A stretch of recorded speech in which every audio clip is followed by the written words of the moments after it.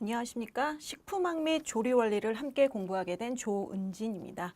네, 수업에 들어가기 앞서서 식품학 및 조리 원리가 어떤 것들이 출제 범위에 해당되고 그다음에 우리 책과의 구성 내용 그리고 어떤 것들을 또 중점적으로 공부하시면 될지 간단히 오리엔테이션을 좀 하고 시작하도록 하겠습니다.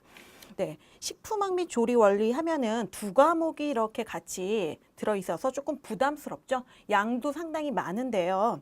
40회 2017년도 시행된 40회 영양사 시험부터 시험에 뭐 문항수라든가 과목 등 여러 가지가 조금 변해 있는데요. 살펴보시면은 전반적으로 관련 있는 과목들끼리 이렇게 합쳐져서 한 과목으로 표현되는 경우가 이렇게 생겼습니다. 그래서 따로따로 공부해가지고 따로따로 또 문제를 푸셨던 것보다 유사한 내용 혹은 꼭 기본 내용이 있고 그걸 토대로 해서 다른 과목을 공부해야 할 그런 것들이 합쳐 있기 때문에 어떻게 생각하시면은 변화돼서 조금 부담스러우실 수 있지만 오히려 공부하시기에는 조금 더 효율적이지 않나 생각이 됩니다. 네, 그래서 바뀐 것을 한번 간단히 살펴보면요. 그 전에 39회 시험까지는 9과목이었었죠. 예, 근데 사실은 식품학 및 조리 원리해서 엄밀히 나누면 10과목쯤으로 생각하시면 됐습니다. 그런데 이제 40회 시험부터는 4과목으로 축소됐다 해가지고 언뜻 잘못 생각하시면 과목 수가 대폭 줄어든 걸로 생각하실 수 있는데 좀 전에 말씀드린 것처럼 크게 큰 네 덩어리로 나눈 것이고요. 그 안에 들어있는 과목들은 그 전에 공부했었던 것들을 유사한 내용들끼리 많이 겹치는 부분들 이런 것들을 한꺼번에 공부할 수 있도록 이렇게 개편이 됐다고 보시면 되겠습니다. 그리고 전반적으로 문제는 300문제에서 220문제로 축소가 됐죠. 그런데 시간은 역시 한 문제당 1분이 채 되지 않기 때문에요. 우리가 서술형이라든가 주관식이 없는 대신 오지선다 문제로 한 문제 이렇게 답을 찾아야 되는 거기 때문에 한번 읽고 바로 답을 찾아내실 수 있을 정도로 정확하게 개념을 이해하고 계셔야 되겠습니다. 자, 그리고 그 전에 39회까지는 과목별로 과락 과목이 따로 정해져 있었죠. 그런데 이게 함께 이렇게 축소 통합되다 보니까 전 과목이 다 과락 과목이 됐다고 생각하시면 되고요. 각 과목당 40% 이상 그리고 전체 220점 만점에서 60% 이상을 득점하셔야만 시험에 합격하시는 겁니다. 자, 겹치는 부분이 많아서 묶어 공부하는 게 아주 편합니다. 예. 그런데 이제 요 경우에는 그러니까 뭐 예를 하나 들자면 영양학과 생화학이 지금 1교시 첫 번째 과목으로 묶여 있는데요. 따로 시험 보셨던 것보다 생화학이 훨씬 많이 축소가 됐습니다. 그래서 그런 점들은 생화학에 대한 두려움을 가지고 계신 분들한테 많이 이익이 되겠는데 이 식품학과 조리 원리 같은 경우는 39회, 즉 개정되기 전에 시행됐던 그 시험에서도 이 과목이 역시 똑같이 식품학 및 조리 원리입니다. 그래서 내용이 그렇게 많이 바뀌었다고 생각은 하지 마시고요. 단지 50문항에서 40문항으로 10문항이 줄었기 때문에 여기서 정말로 중요하다고 생각되는 그런 부분들, 꼭 기출되고 출제될 확률이 큰 부분들만 이렇게 선별하셔서 공부하시도록 하면 되겠습니다. 네, 그래서 제가 이제 칠판에 식품학 및 조리 원리에서 출제 범위가 어떻게 되는지 나와 있는 것을 제가 한번 써보았는데요.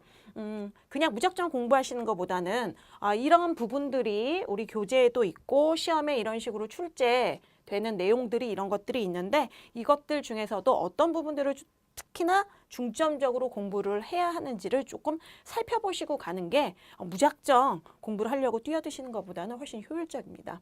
자, 첫 번째 개요가 나와 있는데요. 개요는 우리가 조리 원리를 함께 공부하다 보니까 이 부분에서 조리의 기초 부분이 나와 있습니다. 조리의 기초.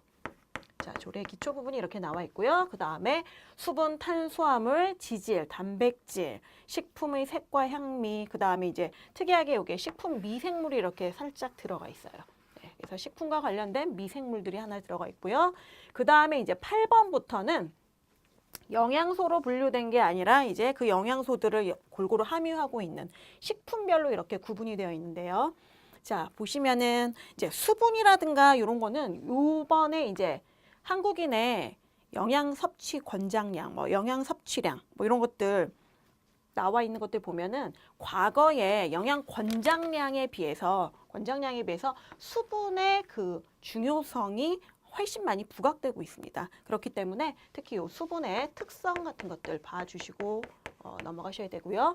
그 다음에 탄수화물과 지질, 단백질 요 내용들은 앞에 우리가 영양학 파트, 그 다음 생화학 파트에서 공부했던 것들과 많이 겹치면서 식품학 쪽으로 조금 더 첨가되는 내용들이 있습니다. 그래서 요 3개, 3, 4, 5번은요. 분류라든가 이 영양소들의 분류, 그 다음에 특징을 이렇게 공부하시고 넘어가시면 되겠습니다. 그 다음 6번은 식품의 색과 향미 파트 나와 있는데요. 여기에서는 특히 색, 맛, 그 다음에 향미 했으니까 냄새까지 이렇게. 뭐 좋은 냄새를 가지고 있는 경우도 있고 부패나 이런 경우에는 악취를 가지고 있는 경우 있으니까요. 요 색, 맛, 냄새를 특히나 중점적으로 봐두시면 되겠고요. 식품의 미생물은 미생물이 어떤 환경에서 생육을 하느냐, 뭐 어떤 것들이 그 미생물 생육에 영향을 주느냐, 어떤 것이 영양인자냐. 그래서 미생물의 생육이라든가 그 생육에 영향을 주는 인자들, 영향을 주는 것들을 한번 살펴보시면 되겠고요. 그리고 우리가 이제 식품에 관련돼서 공부를 하다 보니까 식품 관련 미생물들이 있습니다. 뭐 대표적으로 발효식품들, 뭐 요구르트라든가 아니면 뭐 된장, 간장, 뭐 고추장 이런 거에 들어가는 거, 맥주를 발효할 때, 뭐 포도주를 발효할 때 이런 식으로 식품에 관련된 미생물들을 살펴보시면 되겠습니다. 식품 관련 미생물들. 자, 그런데요, 요게 미생물 이름은 우리가 생각만 하더라도 우리말로 되어 있는 게 아니라 전부 영어로 표현이 되어 있고 또 이름이 또 깁니다. 그래서 부담스러우실 수 있는데 전체 16개의 그 범위들 중에서 한 곳을 차지하고 있습니다. 그러니까 전체 50문항 중에서 요 정도 차지하고 있으니까요. 그렇게 많은 비중으로 문제가 출제되지 않으니까 정말 중요한 것들로 이렇게 찝어서 공부하시면 됩니다.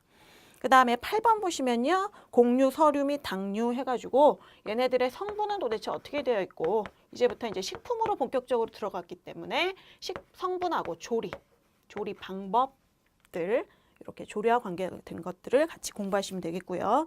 그 다음에 육류가 이제 나와 있는데요. 육류는 당연히 이제 이 성분과 조리는 식품들이기 때문에 공통적으로 다 들어간다고 생각하시면 되겠습니다. 그래서 성분 조리를 기본적으로 식품은 다 깔고 들어가되 육류와 같은 경우는 성분 조리하고요. 그 다음에 가공되는 것이 있죠. 햄이라든가 뭐 소시지 이런 것처럼 가공되는 게 있기 때문에 가공 파트까지 같이 공부를 해 주셔야 되고 난류, 뭐 어패류, 난류. 그 다음에 이제 어패류도 어묵이 있어서 가공이 들어가죠. 그래서 성분 조리, 가공 똑같고요. 난류는 그냥 기본적으로 성분 조리. 네, 성분 조리. 이렇게 봐주시면 되고 그 다음에 이제 유제품이 또 나오니까 여기도 성분과 조리와 가공까지 이렇게 같이 봐주시면 됩니다. 두류의 경우에도 가공. 다 여기 이제 이렇게 같이 묶을까요?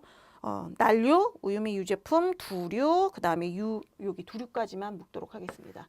이렇게 요 같습니다. 두 가지가 똑같이 성분 조리 가공 파트를 봐주셔야 되고 그 다음에 유지류 같은 경우에는 조리 및 가공.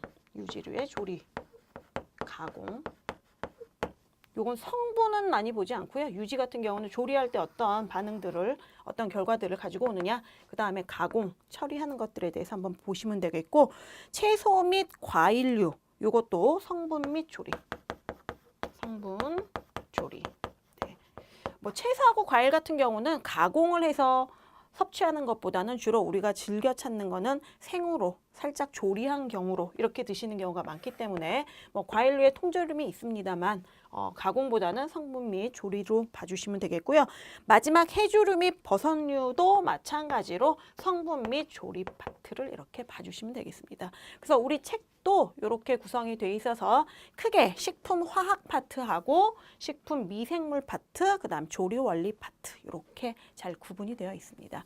그래서 보시면요, 양은 상당히 많은데 자꾸 반복되어 나오는 내용들이 있으니까 감을 잡으실 수 있습니다. 이 내용은 정말 기억해야 되겠구나. 그렇게 감을 잡으실 수 있으면 여러분들이 제대로 공부를 하고 계신 거니까요. 두려움 없이 저와 함께 식품학 및 조리 원리 공부 시작하도록 하겠습니다. 네, 고맙습니다.